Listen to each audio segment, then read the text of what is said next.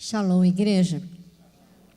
Desejo que esse tempo seja mesmo de grande proveito para a sua vida e que o Senhor mesmo esteja falando ao seu coração. Eu fico maravilhada de aprender na palavra de Deus com situações que aconteceram lá no passado, há tantos anos atrás, no tempo de Jesus, uma cultura tão diferente da nossa, um tempo tão diferente do nosso, quanta coisa mudou, quanta coisa aconteceu de lá para cá no mundo, na humanidade, mas aquilo que está registrado na palavra não fica desatualizado, não fica obsoleto, e a gente pode aproveitar esse ensino daquele tempo, do que aconteceu lá com Jesus andando pelas cidades, ensinando, e aproveitar para o nosso viver de hoje. Isso é maravilhoso, isso é divino. Glória a Deus por isso. Então, a palavra que nós teremos hoje tem como tema cegueira e visão espiritual. E o texto que servirá de base para essa palavra de hoje encontra-se no Evangelho de João. Mas antes de indicar a referência exata do texto que vamos ler nesta noite, eu gostaria de falar um pouquinho sobre o Evangelho de João. Então, por que esse Evangelho de João foi escrito? Qual o propósito? A quem ele foi endereçado? Para que facilite o nosso entendimento do texto que vamos estudar nesta noite. Então, João escreveu esse Evangelho preocupado principalmente com os judeus cristãos daquela época. Porque os que aceitavam a Cristo eram perseguidos pela comunidade judaica e expulsos da sinagoga. Então isso amedrontava muito aos cristãos e eles temiam declarar a sua fé. Então esse evangelho, com registro dos feitos de Jesus, veio ajudar no sentido de a comunidade cristã tomar consciência do seu propósito e a libertar-se da cegueira espiritual que os envolvia e que nos envolve até hoje. Então eu convido todos vocês a abrirem suas Bíblias no Evangelho de João, capítulo 9. Nós não leremos todo o capítulo, que é muito extenso, mas para que vocês se situem, eu vou fazer um breve relato e depois a gente vai extrair alguns versículos. Então, esse texto conta de um milagre feito por Jesus, realizado por Jesus, da cura de um cego de nascença.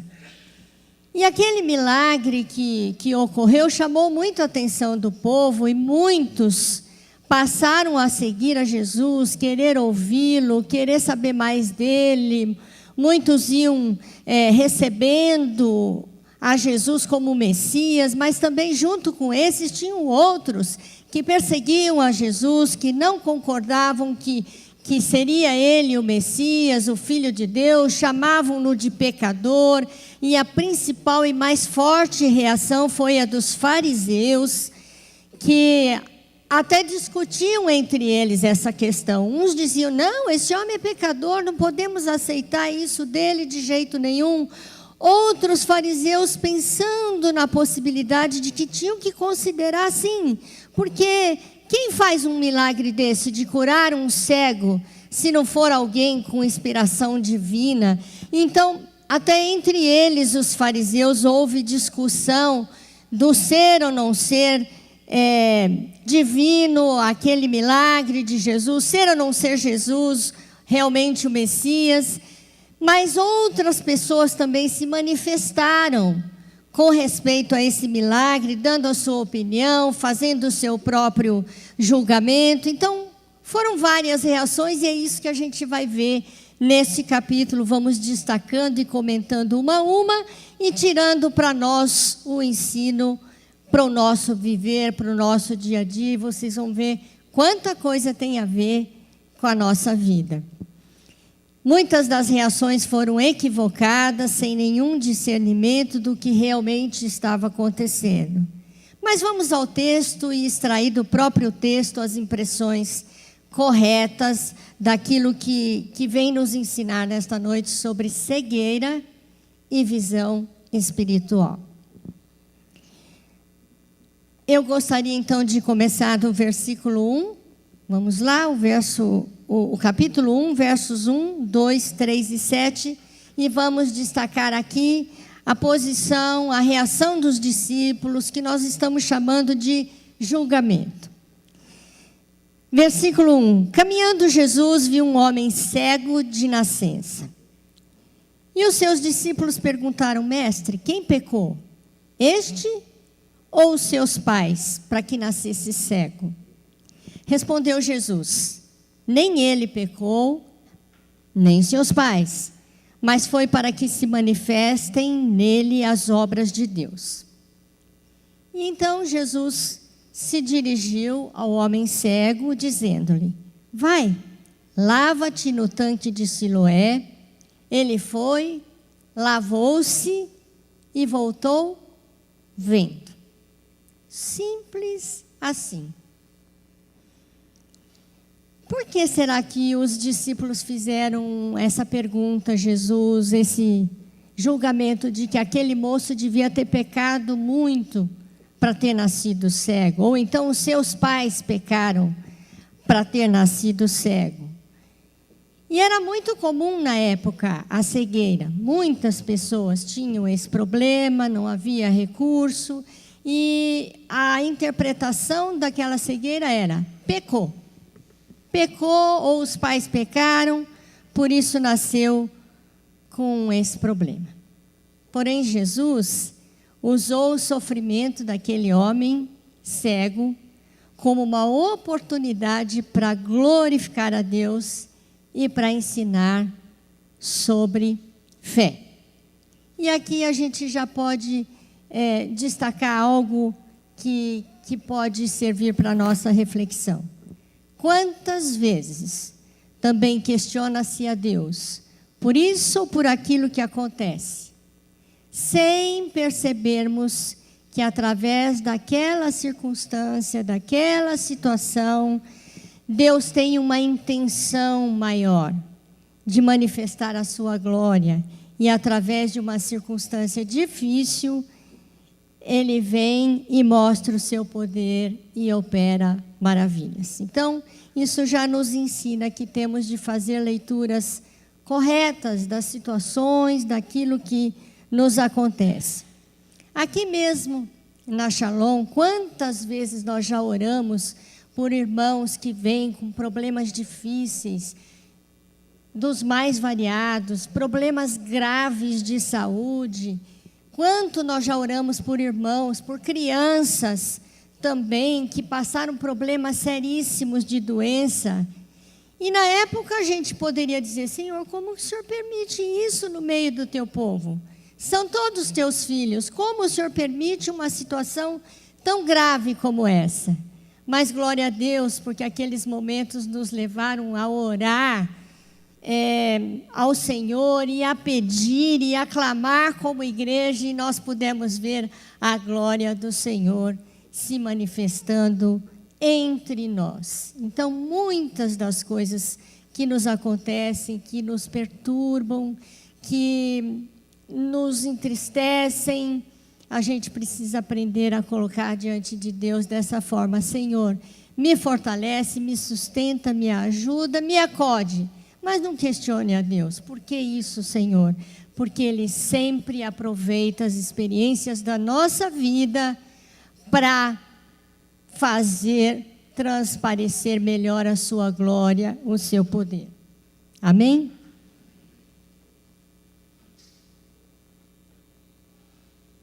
Um segundo julgamento que eu gostaria de destacar: o julgamento dos vizinhos do homem cego. Os vizinhos, no verso 8 e 9, vamos lá, o próximo texto, João 9, versos 8 e 9. Então os vizinhos e os que dantes o conheciam de vista, como mendigo, perguntavam: não é este o que estava sentado pedindo esmolas? Uns diziam: é ele. Outros: não, mas parece com ele. Ele mesmo, porém, dizia: sou eu. Então, o que a gente percebe nessa reação, nesse julgamento dos vizinhos? Que eles se revelaram simplesmente curiosos, surpresos, em dúvida se era ou não era quem eles conheciam. Mas nenhum deles demonstrou fervor algum de que tratava-se da realização de um grande milagre. Pelo menos não está registrado isso na palavra. E a gente fica pensando, não é? Pensa um pouco na sua vizinhança. A gente conhece um pouquinho o movimento da nossa vizinhança. A gente não fica ali besbilhotando a vida, mas alguma coisa a gente percebe. Do horário que sai, que volta. Então, esses vizinhos que conheciam esse moço, sabiam que era cego, o vêm vendo, e ainda tem dúvida até de quem seja. Será que é? Será que não é? Uma frieza, uma indiferença. E quantas vezes também nós nos equivocamos na interpretação de um fato e não percebemos a intervenção divina na situação. E dizemos: aconteceu isso porque foi sorte, não foi um milagre de Deus, não foi algo especial. A gente desvaloriza a situação. E isso é algo que a gente tem que exercitar na nossa vida, de saber enxergar o agir de Deus na nossa vida. E a gente tem de fazer isso e aprender a ver isso nas pequenas coisas da nossa vida, porque se a gente não vê nas pequenas, não veremos em situação alguma e nem nas maiores. E nem vamos desenvolver essa fé de que Deus age poderosamente na nossa vida. Até mesmo quando não pedimos, a gente pode ver a manifestação dele. E esta semana me aconteceu algo assim, tão pequenininho, tão comum, tão corriqueiro, que até você já deve ter passado por isso. Numa das noites eu estava estudando essa palavra e quando Deus toca e dá um texto e dá uma palavra, aquilo fica borbulhando na mente da gente, no coração, a gente se enche de gozo e de alegria por Deus estar revelando coisas que a gente não tinha visto antes. Quem prega sabe disso. Quem prega sabe o que eu estou falando. E eu estava assim, mas eu tive que interromper o meu estudo, já eram umas 9 horas da noite, para dar uma corridinha ao mercado, comprar algumas coisinhas que estavam faltando em casa. E para não ir tão longe, não demorar tanto, fui ao mercado que tem dentro de um shoppingzinho lá perto de casa, porque era pouca coisa que eu ia comprar, para voltar logo para esse estudo que eu estava debruçada nele. E daí fiz as comprinhas no mercado e eles dão um ticketzinho para que a gente possa se liberar do pagamento do estacionamento, que o mercado é que assume essa despesa por a gente ter comprado ali. Saí do mercado, levei meu cartãozinho e fui autenticar lá para poder sair sem ter que pagar o estacionamento, porque afinal eu já tinha feito compras no mercado. E com muita pressa de ir embora, fui lá, o rapaz me atendeu, saí, vim. Quando chegou na hora de passar na cancela, onde estava o meu cartãozinho branco com a leitura ótica para poder passar e abrir a cancela? Que luta! Comecei a procurar, e começou a chegar carro atrás de mim.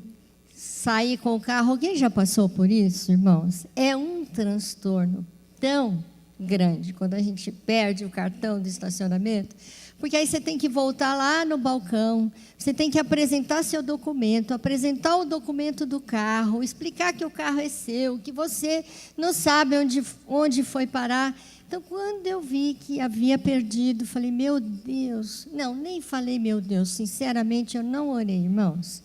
Eu fiquei desesperada. Falei, ai, e agora onde é que está esse papel? E vasculhando lá na bolsa.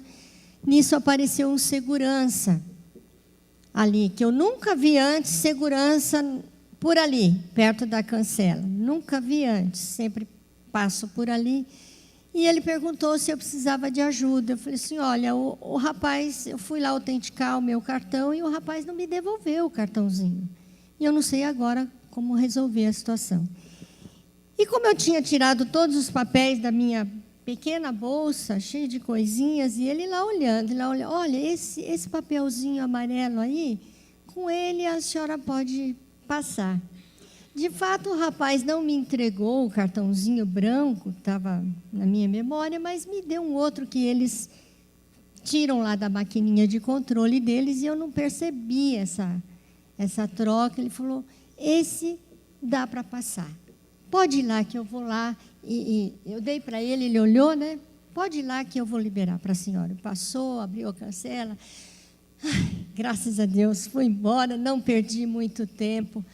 Aí sim, eu reconheci que o Senhor foi bondoso comigo, me abençoou e me livrou de maiores transtornos e maior perda de tempo. Uma coisa tão banal, mas como a gente precisa aprender a ver o Senhor cuidando da gente nas mínimas coisas.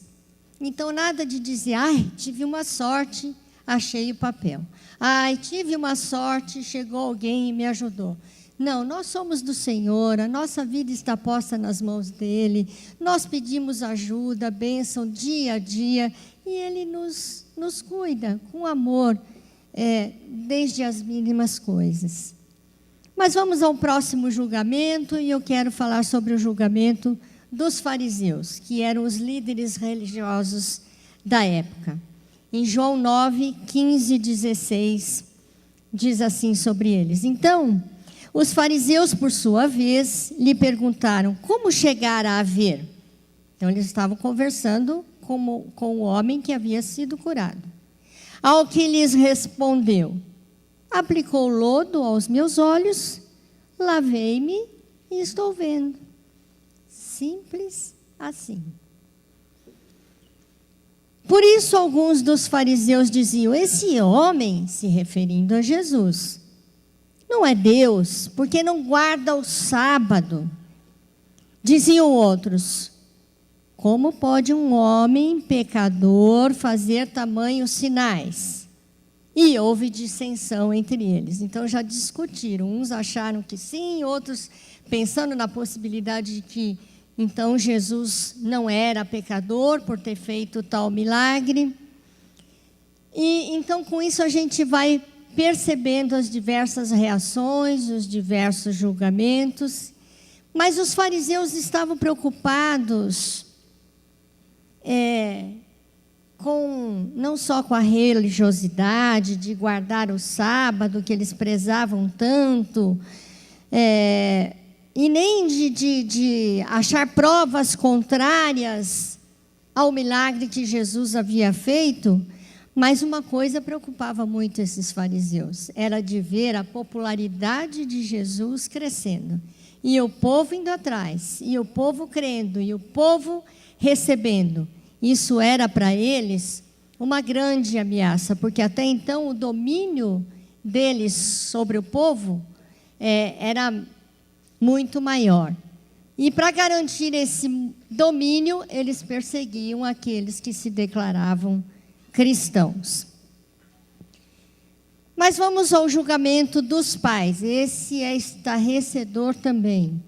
Eu fiquei chocada quando prestei mais atenção nisso. Os fariseus indignados que estavam foram tirar satisfação com os pais do homem cego. Vejam lá no verso 20 e 21. E olha só a resposta dos pais desse rapaz. Então os pais responderam, porque os fariseus perguntaram, ele era cego mesmo, desde nascença? E aí eles responderam, sabemos que este é o nosso filho, que nasceu cego.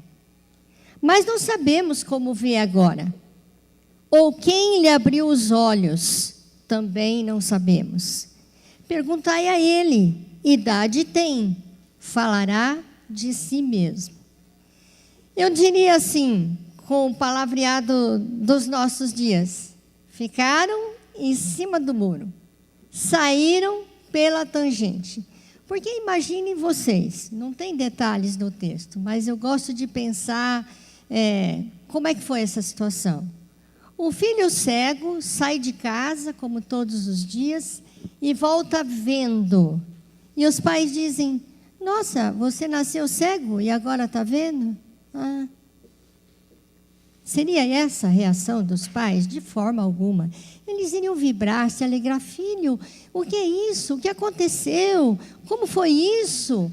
E ele teria contado em detalhe tudo o que aconteceu. Então, esses pais já eram para estar glorificando a Deus pelo filho ter sido contemplado com a bênção da visão e curado-se da cegueira.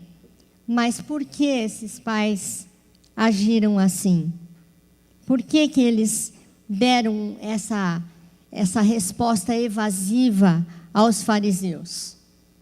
Por medo, porque aqueles que se declaravam de Jesus, crentes em Cristo, fiéis a Cristo, eram perseguidos, eram expulsos da sinagoga. Então eles não se envolveram com a questão e não deram a sua verdadeira versão e se calaram. E eu penso que isso também pode chamar-nos a atenção, porque quantas vezes, por medo de sermos criticados, de sermos rejeitados, deixamos de testemunhar sobre o poder de Deus em nossas vidas. E muitas vezes, num ambiente de conversa, de discussão, de julgamentos, de troca de opiniões, que a gente está ouvindo tanta bobagem, tanto erro, tanta coisa contra o conhecimento de Deus que temos, preferimos nos calar, mesmo sabendo da verdade. O julgamento do homem curado. Os fariseus chegaram a ele e disseram, nós sabemos que esse homem é pecador. Então, o homem que fora cego retrucou e respondeu assim, se é pecador, eu não sei, mas uma coisa sei, eu era cego e agora vejo. Então, talvez até este momento não fosse tão claro para aquele jovem quem era realmente aquele que o havia curado, mas ele já esboçou algum testemunho do que havia acontecido. Se é pecador, eu não sei, mas uma coisa sei, eu era cego e agora vejo. Mas aí ele completa no 31, sabemos que Deus não atende a pecadores, mas pelo contrário, se alguém teme a Deus e pratica a sua vontade, a este atende. Então ele já avança um pouquinho mais no seu testemunho. Quer dizer, vocês estão me dizendo que ele é pecador, mas alguém que é pecador não tem um poder desse. Alguém que é pecador não realiza um milagre desse. E aí, ouvindo Jesus que o tinham expulsado, encontrando-lhe, perguntou, crês tu no Filho do Homem? Então afirmou ele, creio, Senhor. E o adorou. Então foi quando ele teve um encontro mais próximo de Jesus, e Jesus lhe questionou, lhe perguntou, e ele afirmou, eu creio sim, eu creio, Senhor, e o adorou. Então aquele homem havia entendido o que tinha acontecido com ele. Então ele demonstrou uma fé crescente, né? Mesmo sem entender muito bem de início, não se omitiu em testemunhar o milagre. Quando teve esse encontro mais próximo com o Senhor, ele declarou a sua fé e o adorou. Glória a Deus por isso. E é essa coragem que nós temos de ter, de declarar a nossa fé e de dizer que o Senhor, sim, é o nosso Senhor e nós o adoramos e nós o glorificamos por tudo que faz na nossa vida. Mas Jesus, que prestou atenção em tudo o que acontecera, todas as polêmicas, as discussões, todos os julgamentos, então ele se levanta e faz o seu julgamento de toda aquela situação. E Jesus tratou duramente a atitude dos fariseus. Então ele passa a ensinar sobre o seu papel neste mundo. E aí, nos versos 39, 40 e 41, Jesus vai falar a respeito de tudo aquilo que ele viu e vai estabelecer a sua autoridade sobre aquelas pessoas. Eu vim a este mundo para juízo, a fim de que os que não veem, vejam, e os que não veem se tornem cegos. Os que não veem, vejam, e os que veem se tornem cegos. Alguns dentre os fariseus que estavam perto dele perguntaram-lhe: acaso também nós somos cegos? Como quem diz, nós não, nós sabemos todas as coisas. Porque, obviamente, o Senhor estava falando de uma cegueira espiritual. Chamou-os de cego porque não estavam vendo nada do que era a realidade daquele momento. Acaso o Senhor está dizendo que também nós somos cegos? Respondeu-lhe Jesus: se fosseis cegos, não teríeis pecado algum. Mas porque agora dizeis, nós vemos, subsiste o vosso pecado. Então Jesus percebeu que eles estavam se dizendo homens de visão. Então Jesus disse: vocês estão achando que vocês estão vendo alguma coisa, que vocês estão entendendo a situação? Não. E por isso vocês estão pecando. E Jesus os considerou cegos, espiritualmente falando. Jesus faz o perfeito julgamento de toda aquela situação. E, obviamente, ele estava ensinando sobre fé e sobre cegueira espiritual. Chamou os fariseus de cegos por causa da teimosia deles em permanecer nas suas crenças, no seu pecado, nas suas falsas crenças, não admitindo ser Jesus o Messias prometido. E nos nossos dias, há também muitos cegos espirituais.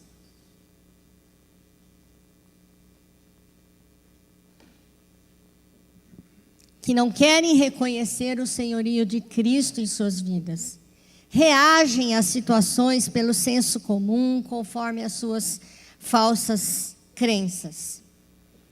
E daí, com essa questão toda, dessa polêmica toda, discussão toda, saindo um pouco da principal direção desse texto, expandindo um pouco mais sobre quem somos nós, como reagimos, a gente percebe que nos nossos dias as pessoas são assim, elas têm opinião, têm julgamento a respeito de tudo o que acontece, como se fosse a mais correta interpretação do fato. E discute o assunto, e discute com pessoas, ainda que sejam pouco entendidas sobre o assunto em questão. E daí a razão da gente ver tanta polêmica, tanta discussão, tanto ruído de muitas vozes sobre os mais variados assuntos que só confundem e enganam as mentes. E esse relato de João nos leva a refletir sobre essa questão da cegueira espiritual, quando julgamos uma situação inapropriadamente, sem entendermos do assunto e estamos fazendo julgamento. E por falar nessa questão de fazer julgamento, na verdade, ninguém de nós é apto para julgar qualquer situação, qualquer pessoa. E a Bíblia nos ensina e afirma que todo julgamento pertence a Jesus. Agora nós vamos sair um pouco desse texto base e vocês acompanhem comigo João 5:22, que fala acerca dessa questão do julgamento. E diz assim: e o Pai ninguém julga, mas ao Filho confiou todo o julgamento. Então, aquele que tem condição de julgar todas as coisas, todas as situações, é Jesus Cristo. E nós temos uma chance de julgar alguma coisa corretamente, com discernimento, com sabedoria, com visão espiritual, se nós tivermos a nossa vida entregue a Cristo. Aí Ele concede a nós essa capacitação para discernir entre o certo e o errado, entre o bom e o ruim. E aí então nós, que antes de Cristo não tínhamos tanto entendimento, deixamos a cegueira espiritual e passamos a ter visão espiritual, que não é nossa, mas é aquela que Cristo nos concede. Aquele que recebe a Cristo tem a mente de Cristo. E agora eu gostaria de compartilhar com vocês um texto do apóstolo Paulo, tão lindo, que fala tanto sobre a questão de nós sermos guiados por um Espírito, o Espírito de Deus, que nos dá sabedoria, a verdadeira compreensão das coisas. Então, eu gostaria que você prestasse atenção nesse texto, que vem confirmar e vem nos ajudar a entender essa questão da importância de termos a nossa vida entregue a Cristo, para que nós tenhamos a verdadeira visão de todas as coisas, de todos os propósitos de Deus para a nossa vida. Vejam que lindo esse texto de Paulo, e daria um belíssimo sermão, alguém que o estudasse, que o destrinchasse e se inspirasse nele, mas eu vou apenas lê-lo. Ora, nós não temos recebido o Espírito do mundo, e sim o Espírito que vem de Deus, para que conheçamos o que por Deus nos foi dado gratuitamente. Disto também falamos, não em palavras ensinadas pela sabedoria humana, mas ensinadas pelo Espírito, conferindo coisas espirituais com espirituais. Ora, o homem natural não aceita as coisas do Espírito de Deus, porque lhes são loucura, e não pode entendê-la, porque elas se discernem espiritualmente.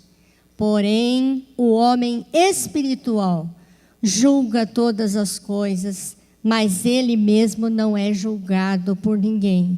Pois quem conheceu a mente do Senhor, que o possa instruir? Nós, porém, temos a mente de Cristo.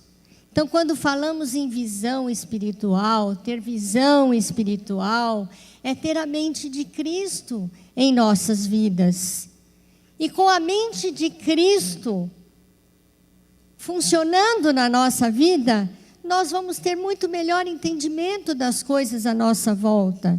Então, nós podemos dizer, com a mente de Cristo, nós somos capacitados a perceber a vontade de Deus na nossa vida, em todas as situações que nos cercam, até mesmo encontrar solução, saída para problemas, para conflitos que não conseguiríamos resolver se fizéssemos uso apenas dos recursos humanos, da razão e do bom senso. Essa visão tem de ser desenvolvida cada vez mais na nossa vida e tem de ser difundida por nós. Precisamos ajudar pessoas a entender as coisas com o olhar que o Espírito de Deus concede. Mas para isso a pessoa tem de entregar a vida a Cristo. E à medida que formos considerados sábios no falar, no agir, no discernir, no decidir, Pessoas à nossa volta nos procurarão para saber, afinal, quem nos orienta, o que nos orienta, abrindo-se assim uma grande oportunidade para testemunhar de Cristo. A recomendação é, diante de tudo isso que falamos aqui, não entre em rodinha de conversas tolas, não se exponha em discussão que não leva a nada, de assuntos que você nem conhece muito bem. Talvez você esteja pensando agora, mas é tão gostoso, é divertido a gente discutir, brigar, defender as ideias, é bom jogar um pouco de conversa fora. Não perca o seu tempo jogando conversa fora. Se você quiser ter visão espiritual, se você quiser ter a mente de Cristo, a sua postura de vida tem de ser outra. Você tem de se empenhar o tempo todo de estar com o Senhor, aos pés do Senhor, orando, buscando na palavra dEle, lendo diariamente, para você ir ganhando conhecimento, conhecendo bem os princípios da palavra, para saber agir nas mais variadas situações na sua vida. Encha-se do conhecimento da palavra, leia. Leia, leia. Muito bom estar aqui. Você já está armazenando algumas coisas na sua mente. Mas é pouco. Você tem o seu dia a dia, você tem de ter o seu tempo para estar com o Senhor e para armazenar as orientações, os princípios da palavra de Deus. Você tem de estar com o seu drive espiritual totalmente abastecido, porque você não sabe a hora que você vai precisar trazer de lá um conhecimento, uma direção para uma decisão da sua vida. Talvez agora você esteja ouvindo essa palavra e pensando, essa palavra hoje não está vindo ao encontro da minha necessidade. Como eu queria estar ouvindo outras coisas a respeito daquilo que eu estou sentindo nesse momento, que eu estou precisando nesse momento. Não se preocupe com isso. O Senhor trabalha com toda a palavra que é proferida. A Bíblia diz que nenhuma delas volta vazia sem cumprir o seu propósito. Guarda na sua mente, guarda no seu coração. Se ela não for própria para o seu dia de hoje, para o seu momento, haverá um tempo em que você vai precisar se lembrar dessa palavra e fazer uso dela e fazer com que as coisas aconteçam na sua vida com a direção de Deus, com a sua certeza de que Deus não vai desamparar, vai dar a direção, vai dar a instrução, vai dar o conhecimento necessário para o seu agir. Ele traz a lembrança, você armazena, você guarda, por isso a Bíblia diz: guardei a tua palavra no meu coração, para não pecar contra ti. E você ainda pode contar com alguém que vai te lembrar dela. Você pensa, eu não consigo gravar tudo. Gravar não é decorar, mas você pode não guardar as palavras, decorar o versículo, mas o princípio fica na sua mente. E você vai saber usar sim. Além do que, você conta com o Espírito Santo que vai te ajudar a lembrar. Sabia disso? Ele é que faz, que nos ajuda a lembrar. João 14, 26 nos diz assim: mas o Consolador, o Espírito Santo, a quem o Pai enviará em meu nome, esse vos ensinará todas as coisas e vos fará lembrar de tudo o que vos tenho dito. Meu irmão, minha irmã, aproprie-se dessa bênção e seja uma bênção por onde quer que você andar. Não perca o seu tempo discutindo, jogando conversa fora, mas tenha sempre em mente o que você quer receber do Senhor, para que Ele te dê a direção certa de como agir. Amém?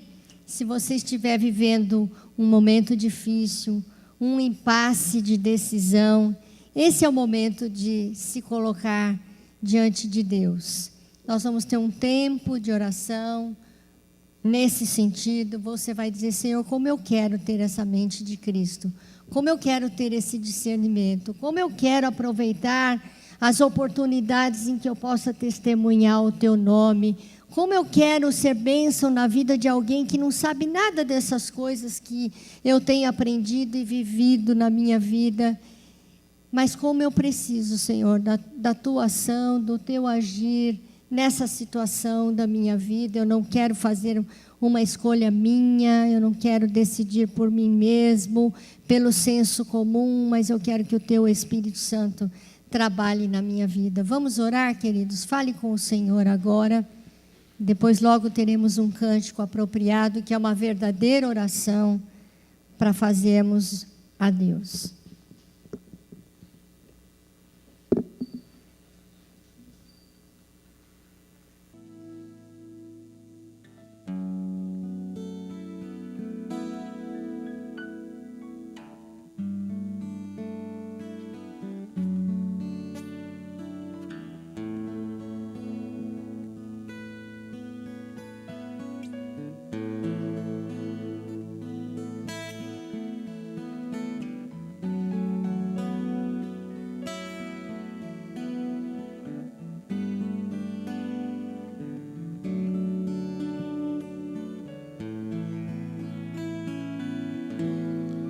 Que as palavras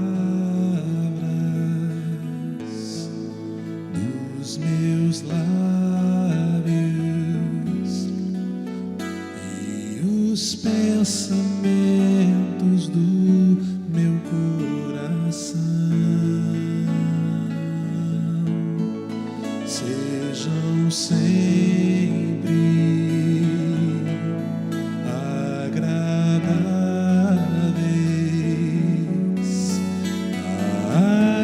Senhor, rocha e redentor, pois quem sou eu para conhecer o mar que escondo e guardo em meu interior?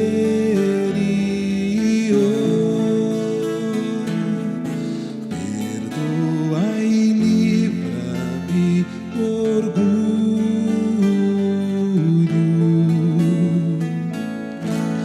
e santifica-me por teu amor. Se você conhece esse cântico, faça dele a sua oração.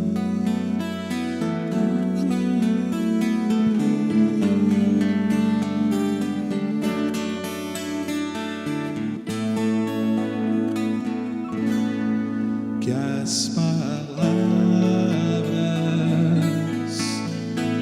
dos meus lábios e os pensamentos do meu coração sejam sempre agradáveis a Ti, Senhor, rocha e redentor, pois quem sou eu para conhecer o mar que escondo e guardo em meu interior?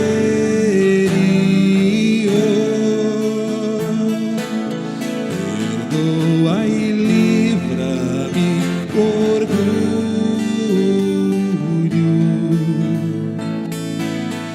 e santifica-me por teu amor.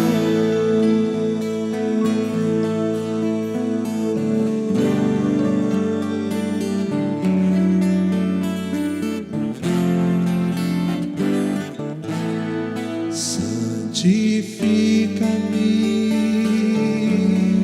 santifica-me, Senhor, santifica-me pelo teu amor.